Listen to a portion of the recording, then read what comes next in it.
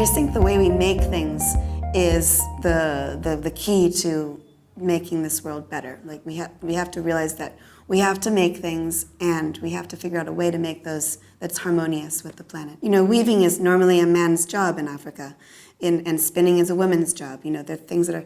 But when I go into cooperatives here, we've got women and men together. Often the women are in directorial positions. And, you know, I just really liked that aspect of it. Independence, we think of it as a political thing, but it's actually an economic thing.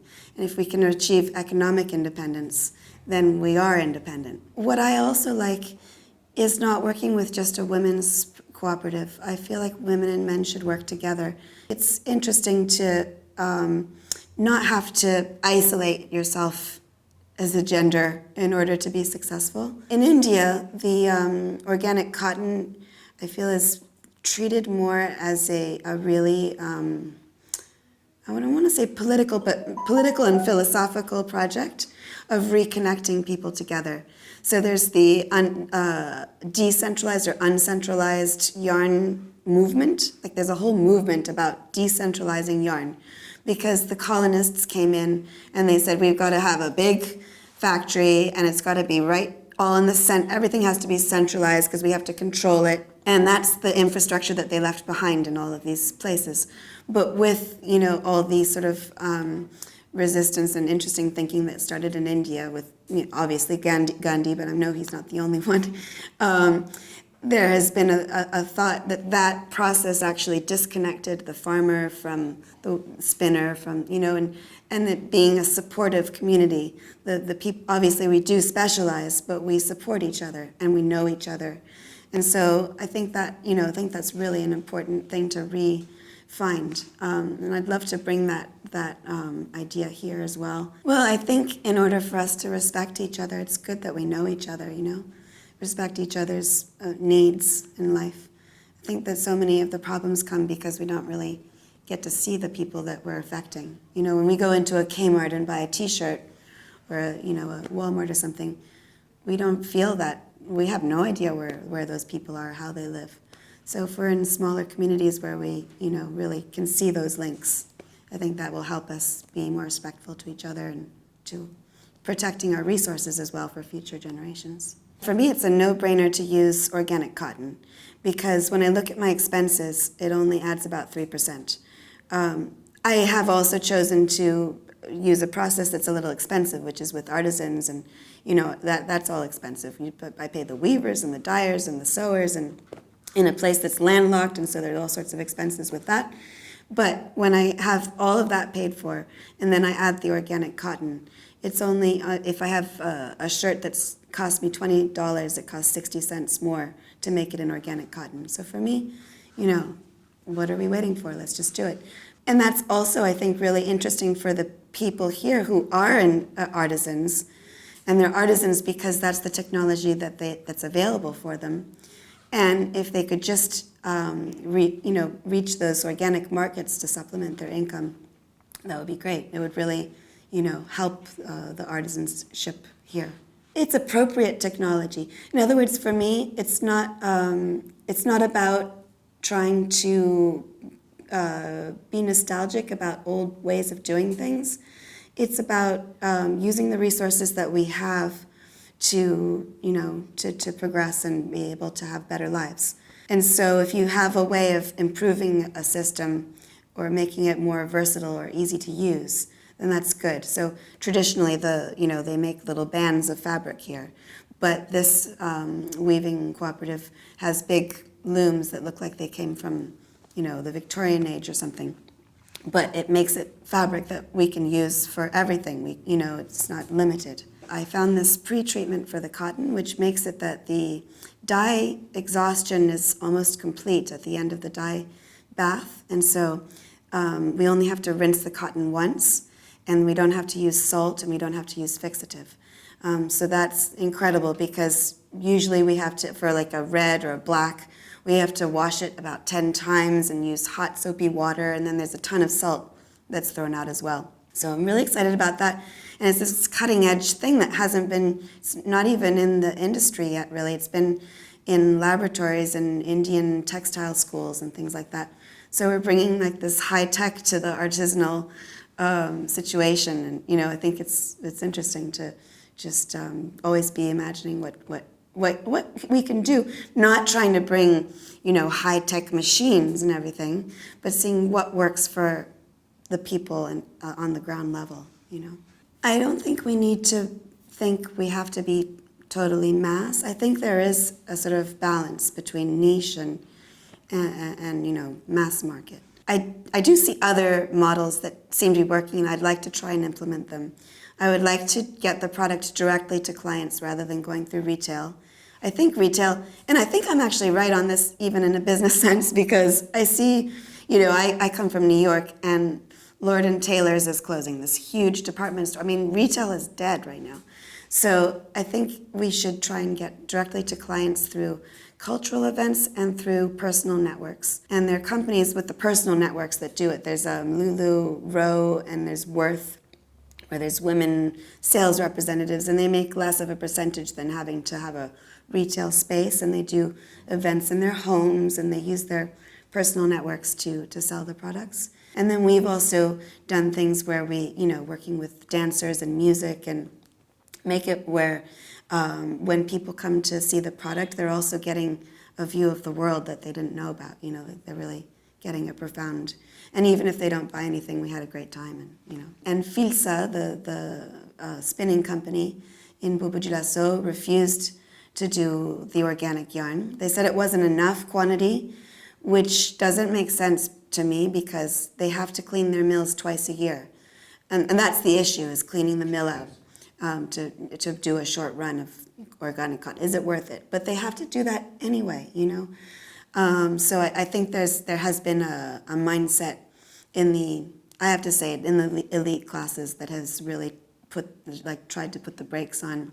People have been saying that there's a political problem that's always, the politicians are not supporting this as much as they subsidize the conventional cotton.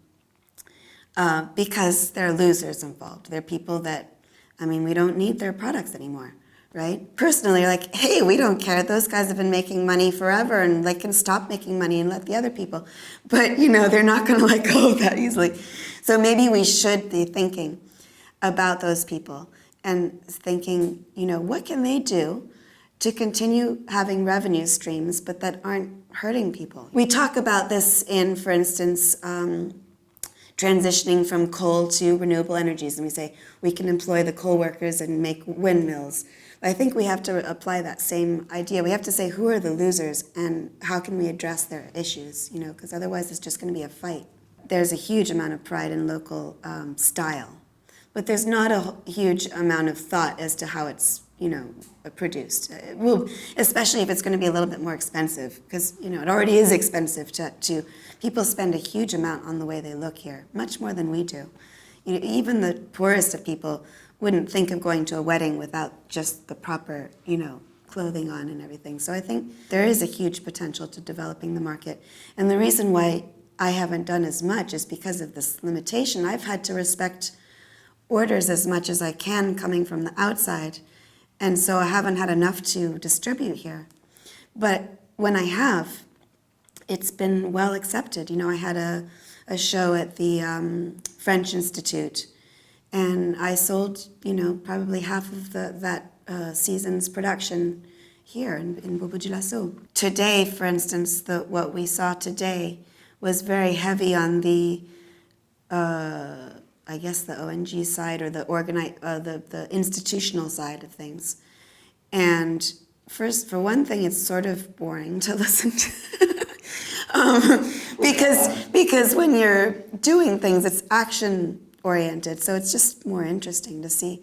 I've gone out to the fields and talked to farmers, and it's just fascinating, to hear them describe, how when they started growing organic cotton, they couldn't find any termites anymore for their chickens, and they were, and then all of a sudden they see worms that they hadn't seen for 10 years, or lizards that they hadn't seen, or, and all these beautiful observations that are actually very scientific. It's true that it's hard for people to come to this, kind of ambiance. They've never, it's so not in their world. The weavers that I work with, the two ladies that run the shop are here, and they're going to be, I'm sure they'll talk, and they're going to be part of the stand. And they said to me the other day, they said, "Oh, we're so grateful to you to have connected us with things like this, because I'm the one that gives them organic stuff to do, even if it's small because we're limited to the materials that we've had." But that's given them this sort of new window of communication with people, and they were really happy about that. But I do think if you get to the farmer level, it would start to get maybe tricky to get people to express themselves. I have a friend who's in the politics here. He would go into neighborhoods that were suffering from different injustices, and for just maybe 2-3 days, he'd make film, interview everybody and make a film about their neighborhood, and then project that just a week later, just edit it really fast and have this meeting out in the public and project this movie, and also have, he has like local rappers and comedians and a real great ambiance. And there were, I'm sure there were 2,000 people out in the outskirts of town watching these films because they were seeing themselves talking. And I think that kind of frees up the dialogue if you can do it maybe like that. As I said, the structures in place are these big factories. Filsa is a really big factory, and it's the only one in Burkina, and then there's only one in Mali, and there's, I think, 2 in Ivory Coast, and they're big and, bulky. In India, the leader of organic cotton in the world, I've been speaking with people over there that are running spinning factories. They'll have a factory that just makes 300 kilos a day and just supplies the local area. And I would love to see that kind of thinking coming to Africa, but it's hard because that's not what they're thinking. They're thinking we need big financing, World Bank type stuff, and really do these big things. And that's not necessarily going to be the best way to respond to the market, the fluctuations. I think we can be more resilient if we do mid-size projects, not tiny either, but mid-size. I don't think there's a lot of regional organization between people. That's a real pain, is the duties you're paying every time. So we're landlocked, so every direction there's duties to pay. I can take advantage of no duties in America, but I've already paid so much to get it over there that, it doesn't really make much of a, improvement. Even the shipping is, so there's no place where containers are switched from one boat to another, so they go up the coast getting everything piled onto one container, but onto one boat, and then they have to take that boat to Spain in order to distribute all the containers in different directions. So we're paying twice the shipping to get to the US. We need to think of those infrastructures and investing in what's the best for people. Privileging, it's like saying this is organic cotton, this doesn't do any harm to anybody, so we should let this just go through. This can be fluid, I know in France it's 12% duties for this kind of, for clothing or whatever. And wouldn't it be good that they said finished products from Africa don't have duties? We talk about aid to African countries, but if we don't let them develop their industries, then it just doesn't make any sense. We like the cotton here. If they can't use the cotton and use it to its full value, then they're just letting go of a resource and then having to get aid in the place. It just doesn't make any sense. I think we really need to consider our policies of borders in relation to what does the best for the people. And so for organic cotton, we can say that's a product that does no harm to anybody, so let's let that be able to flow between the countries, no barriers. I think that Europe would do well to accept finished product from Africa with no duties. Raw materials they should tax. Maybe they should tax it a lot more than they do and encourage local development, because we talk about needing to aid African countries, but they have all the riches that they need. They just need to be able to use them. Maybe the organic cotton as a yarn or as a fiber should be taxed, but the finished product should be not taxed. And the bottleneck that we've had is this yarn. So if we could have, readily available yarn, and especially good quality yarn, that would be absolutely a huge step for us. It would also be amazing to have investment in small structures. We need, for instance, to put in place a closed-loop water treatment program, things like that. We want to put solar water heating. And if there were ways to encourage the productions to be able to be as ecological as possible and help them, because there really just is no money for investment here. And so to imagine that we can develop, but develop in a way that's not going to harm people, does need some help. So I think it's so much less expensive to invest in that kind of infrastructure, which is fairly simple. And in comparison with some of these huge projects that they put in place and that don't function that well because they're too big, they're too bulky. And if that, money was taken and invested in many different projects. I know it's harder to control, but that's what's good about it, because it's more resilient. And if some of them fail, that's okay, because there's other ones that won't.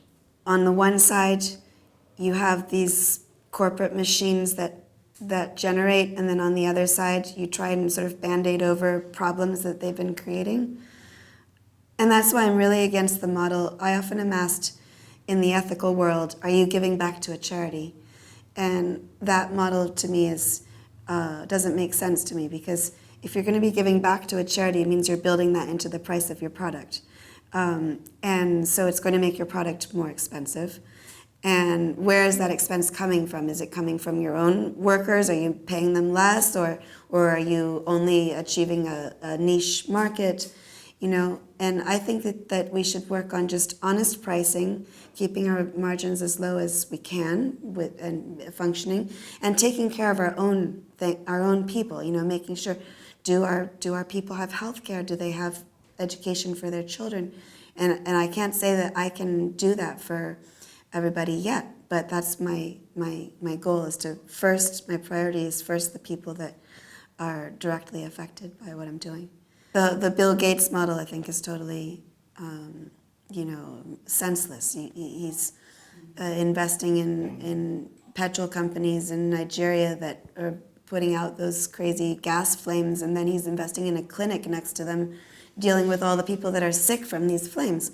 I mean, it's like, in answering what corporations should do, and do they have something to do in this context, I think it's just a no-brainer that they use organic cotton completely across their line. It doesn't add that much of an expense, and especially if they're using it in that quantity. I think the public needs to be more aware and more demanding. And I think there's a lot of good people that work in these places that do want to make changes, but they're really afraid to mess up their command chains. It would be a big decision process making if one of those companies came to me and said they wanted to do something like that, because you'd be kind of wondering, is this authentic or not? Are you doing something that's good for people, or are you just being a spectacle to hide what they're doing behind, smokes and mirrors type thing? In general, I think it's just better to have a more simple approach and just say, what is the thing that we can do that's just simple and really changes something, that really makes a change.